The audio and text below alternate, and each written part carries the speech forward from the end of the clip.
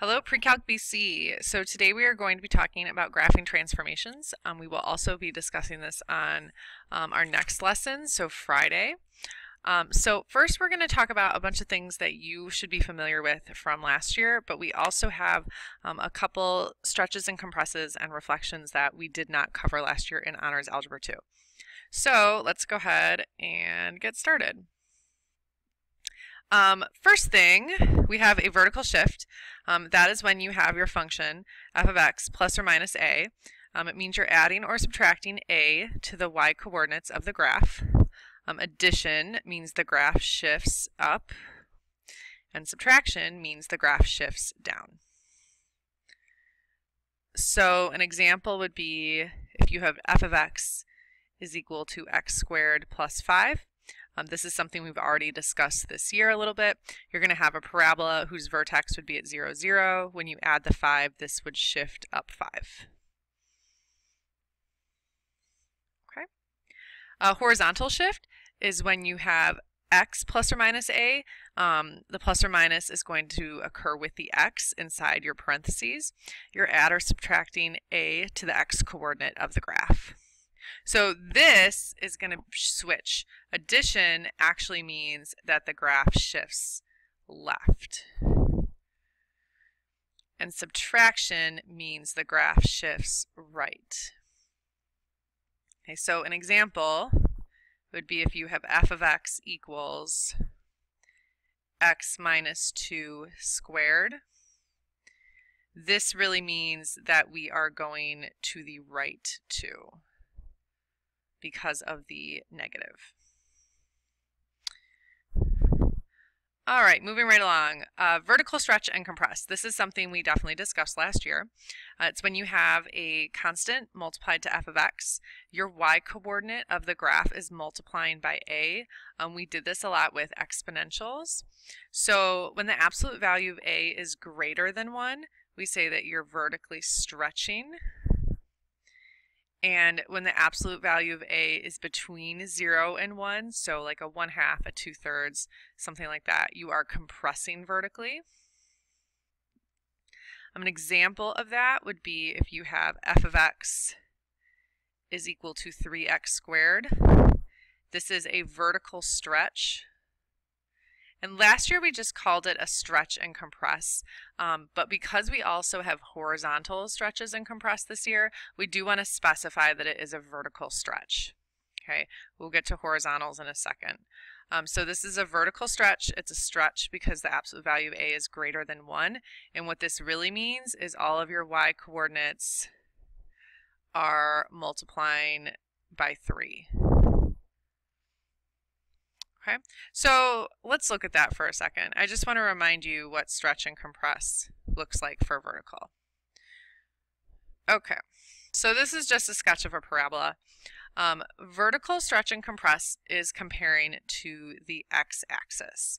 So basically, if you are to vertically stretch this parabola, what it means is you're pulling the arrows up away from the x-axis. It's going to elongate and make the parabola appear skinnier. Okay, that would be what a vertical stretch looks like. As opposed to a vertical compression, you are pushing down on the arrows of this graph towards the x-axis, and when you push them down, it's going to kind of make your graph look wider because you are pushing it towards the x-axis. Okay, so that's what a compress does for vertical. All right, so let's talk about horizontal stretch and compress. This is when your constant, your a value, is multiplying 2x. Okay, it's not 3x squared like here, but you actually have parentheses. So for example, I'll give you an example first. 1/4 x squared.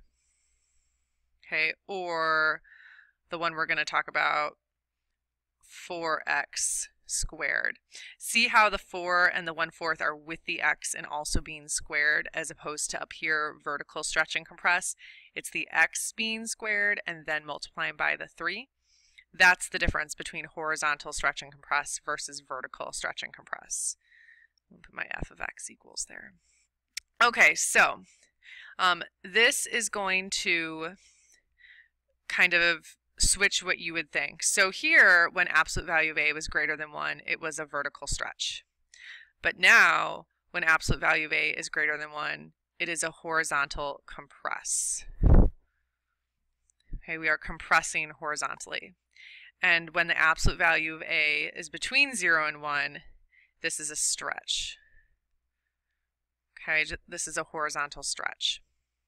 So, all right, the key thing here, and this is a little goofy, is this means that the x-coordinate is multiplied by 1 over a, not by just a, like in vertical stretch. So here, if you look back at vertical stretch, it was 3x squared, so your y's were multiplying by 3.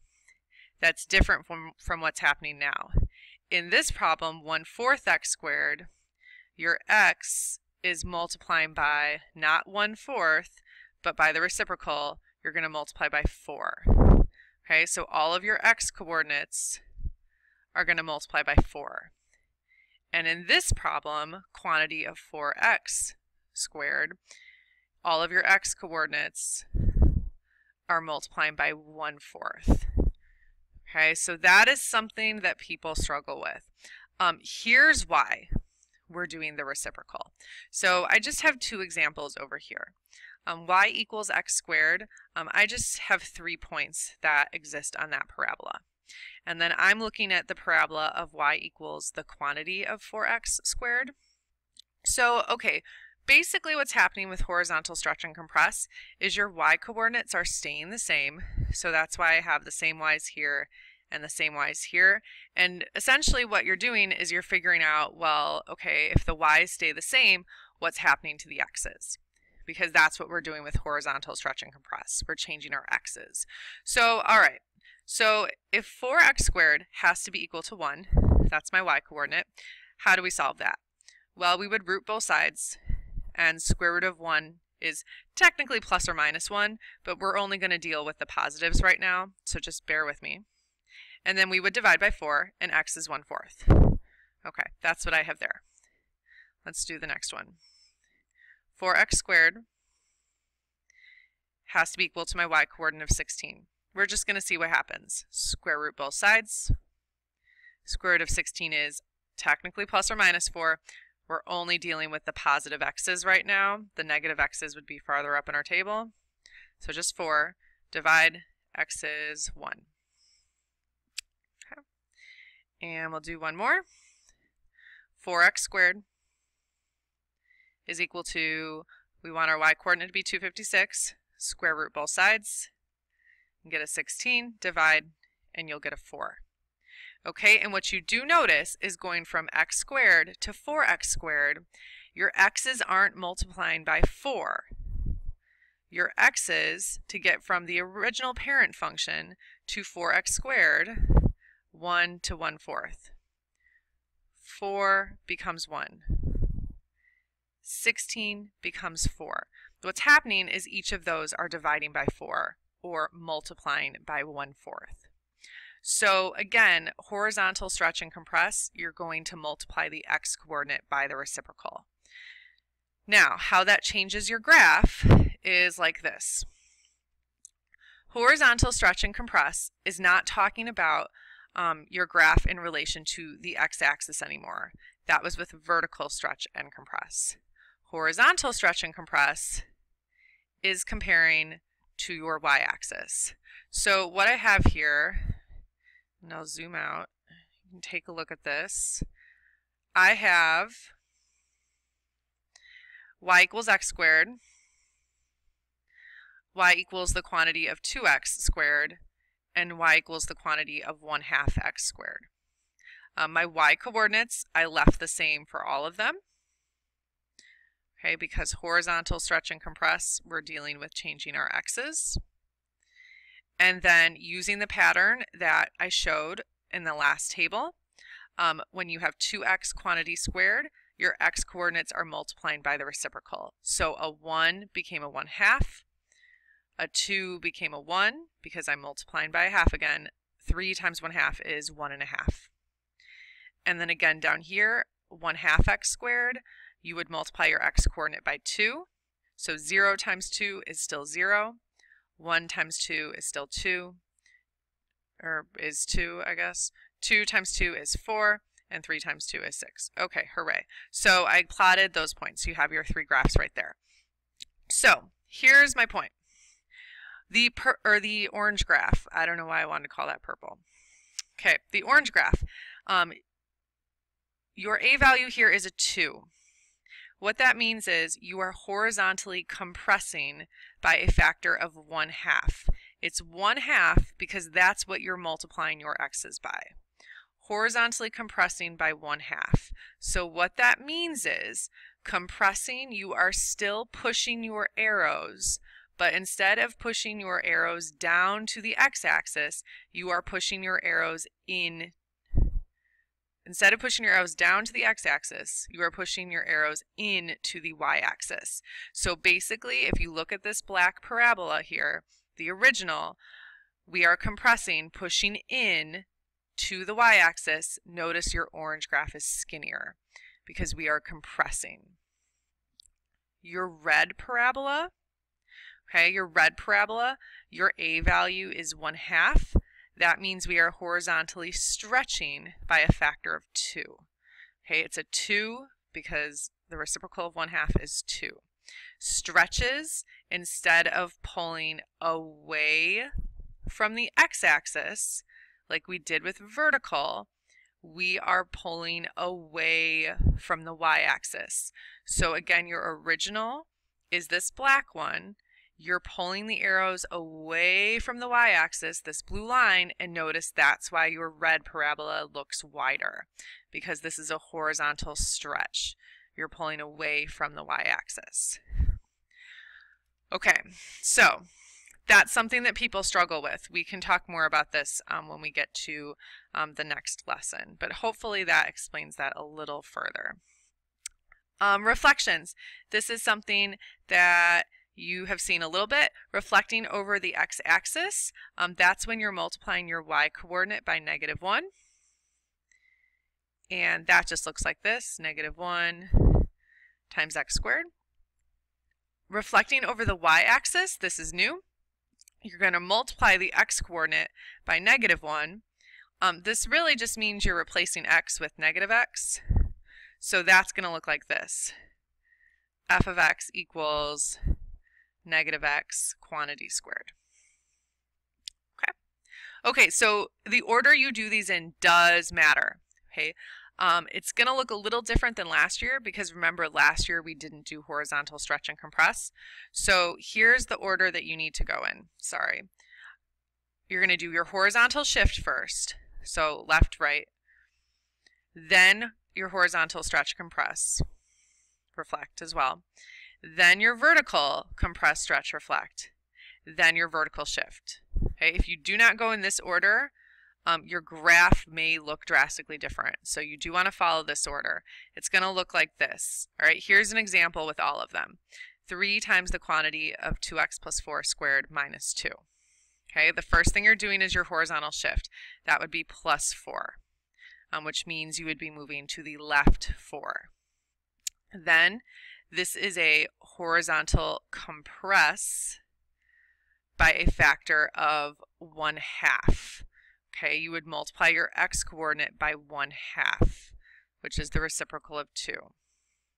Then you would do your vertical compress stretch, meaning you would multiply your y-coordinate by 3. And then finally, you would move down 2. And you would then have your new graph. Okay, well that sounds fun. So now let's actually do some of this. So given y equals x squared, write and graph the new function. Okay, step 1, we're going to shift right 3 units. So first I'm going to write my equation. And shift right, that would be x minus 3 squared. And actually, I'm going to graph the original function first, the parent function. So that has a vertex at 0, 0. When I plug in a 1, 1 squared is 1. When I plug in a 2, 2 squared is 4. And then I might as well do the 9 as well. And then we know that parabolas are symmetrical over the y-axis, so you can plot those other points too.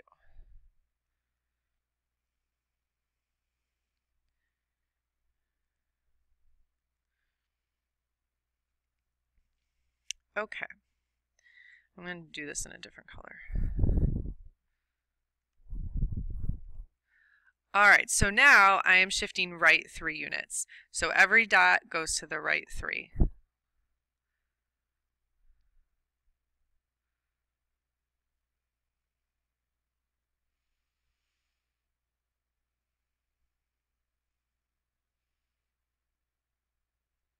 And I don't feel like doing the 9s anymore. That takes too much time. So, okay, that's good enough. Okay, there's your right 3. Now we're going to reflect over the x-axis. Okay? So when you reflect over the x-axis, that means the whole function is being multiplied by a -1. So negative is in front, and we're just flipping. Your vertex is the same place.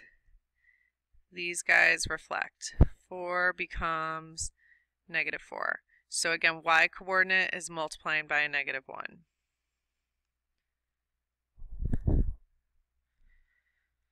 Okay, and finally we're going to shift down 2 units. So that's a vertical shift. Down 2 means we have a -2. So every dot moves down 2.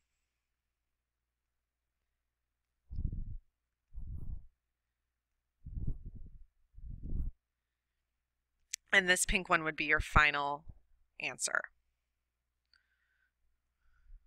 Okay. All right, let's keep going. If 3, 0 is on the graph of y equals f of x, what point would be on the graph of y equals f of -x?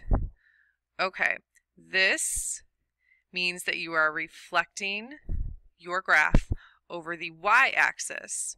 And if you are reflecting the graph over the y-axis, it means that instead of whatever x you have, it will become its opposite. That's why this is a -x.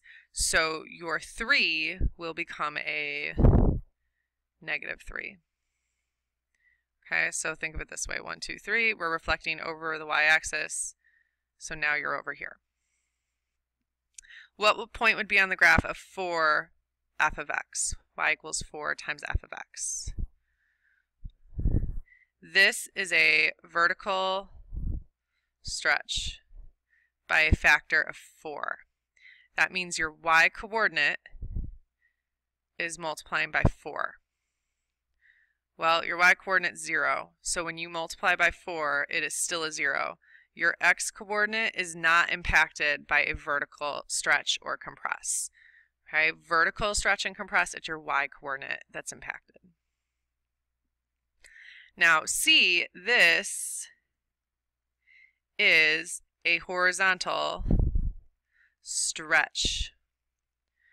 Remember, the fractions when you're dealing with horizontal mean stretch, and the values more than 1 represent a compress. So what do you do with this?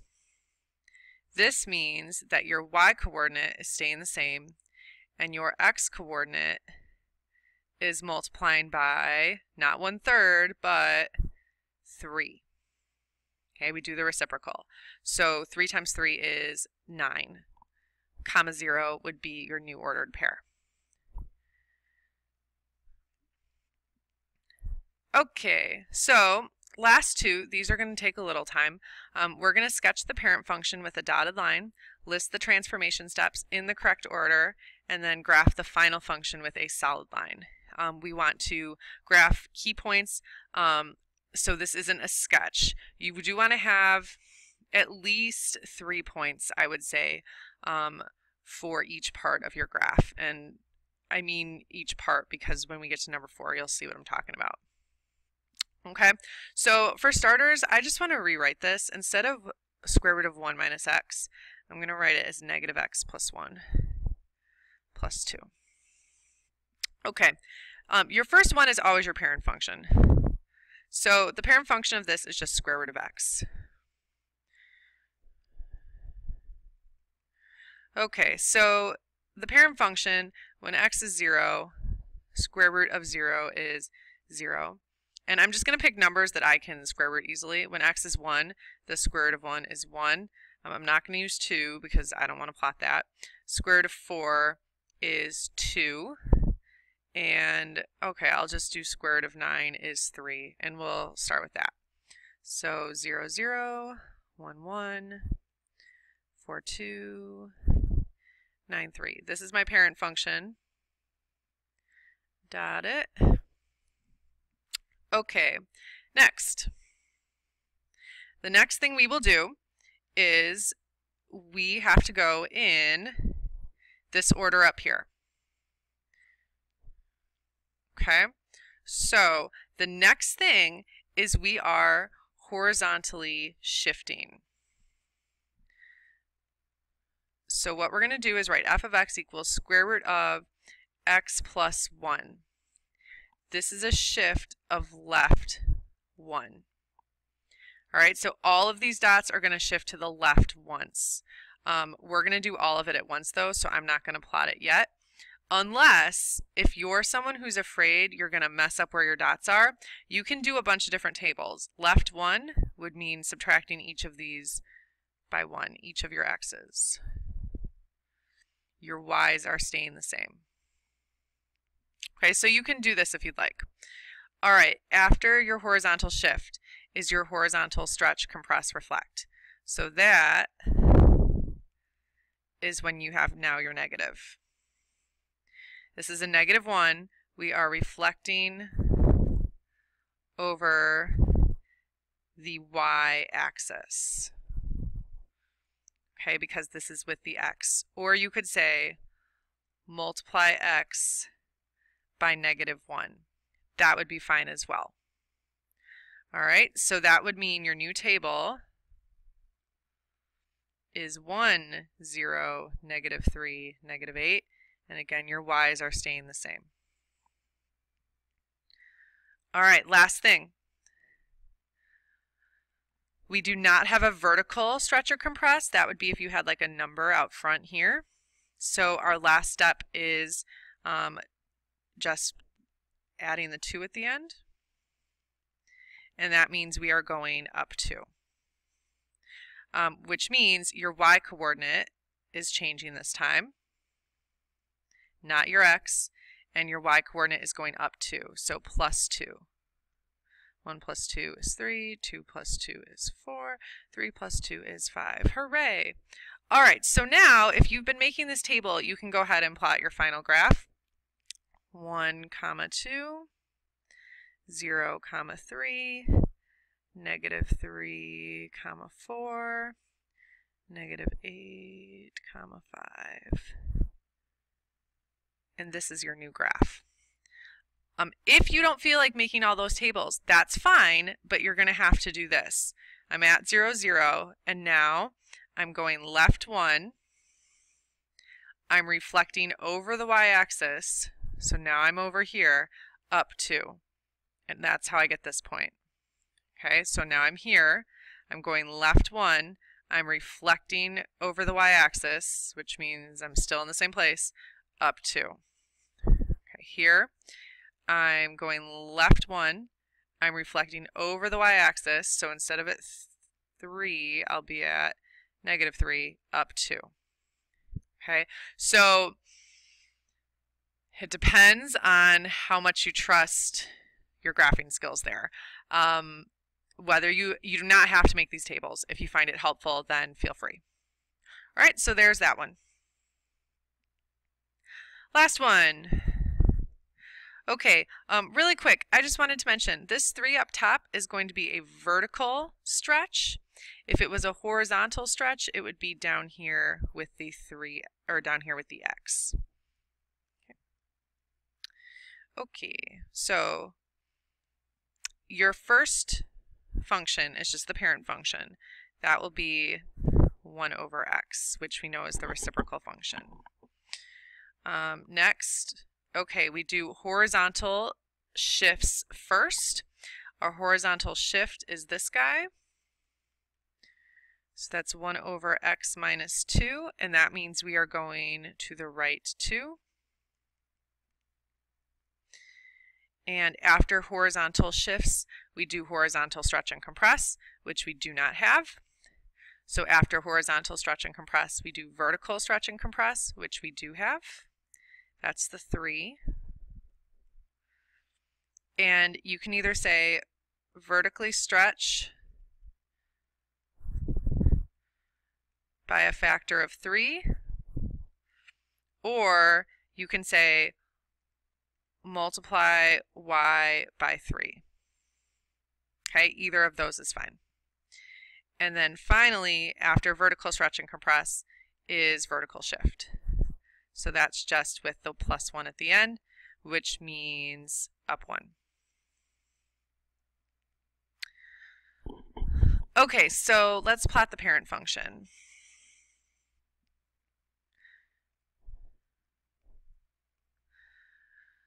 Okay, so if you were to plug in a 1/2 for x, the reciprocal 1 over 1/2 is 2. And if you were to plug in a 1, 1 over 1 is 1. And if you were to plug in a 2, 1 over 2 is 1/2. So those are going to be my 3 dots. 1, 1, 1/2, 2, 2, 1/2. And you should know that you have some asymptotes here.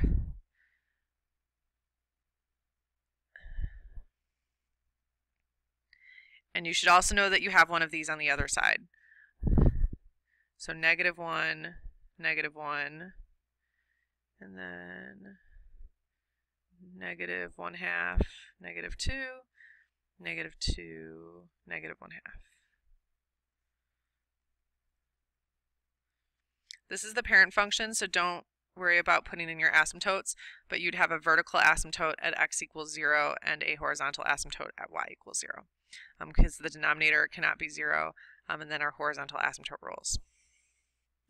Okay, so now, if you don't want to make a table, you don't have to. What you would do is we're going right to first, so everything is going right to 1, 2. Then we're taking your y coordinate and you're multiplying by 3. So, okay, this is why the table might be helpful. My y coordinate is at 2 right now. Multiply by 3 puts me up at 6. And then it says up 1. So now I'm up here. Okay. All right, let's try that again. And then this one would be the 1, -1. Oh, I guess I started that one. Okay, we'll go to 1, 1. So right to 1, 2. Multiply your y coordinate by 3. So I'm at 1. I'm multiplying by 3. 1 times 3 is 3. And then up 1. Okay, and then here I'm going right to 1, 2. My y coordinate is at 1/2. I am multiplying by 3. 1/2 times 3 is 1.5. And now I'm going up 1. So I should be at 2.5.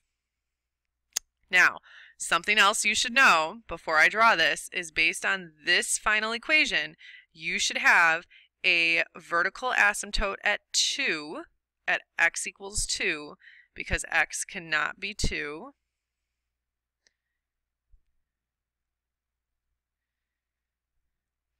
And this guy here, +1, this means that we have a horizontal asymptote at y equals 1. And that's because right now, because our degree of our denominator is bigger, we have a horizontal asymptote of y equals 0, but then it's being shifted up 1. Oh, I don't know if I can make... Okay, we're going to have to use a different color. Don't worry, we'll talk about horizontal and vertical asymptotes at some point. Okay, so here's the one side. Oh, that looks so nice. And then you can do the same thing with the other side. Okay, so again, I'm going to start with this guy. I'm going right to 1, 2. I'm multiplying by a factor of 3. So my height is at -1/2 times by 3 is -1.5. And then I'm going up 1.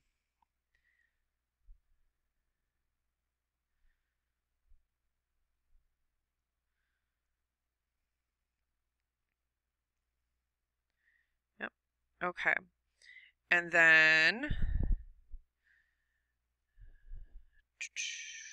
this guy, I am going right to 1, 2. I am multiplying my y coordinate by 3, so -1 becomes -3, and then I'm going up 1.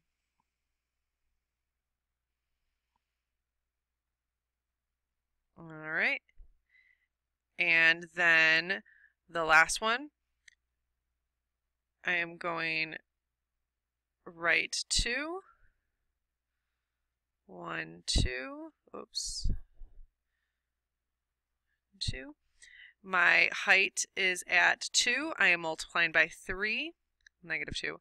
Multiplying by 3, so I'm going to be down at -6. And then I'm going up 1, so I'll be at -5. That dot doesn't look right. Let's try that one again. Oh, I know why. Because it was in the wrong place to begin with. Okay, so it should be here. Sorry. Okay, let's try that again. So it should be right to 1, 2, and then I'm multiplying by 3. So a -1/2 times 3 is -1.5, and then up 1. So there. All right, that looks a little better.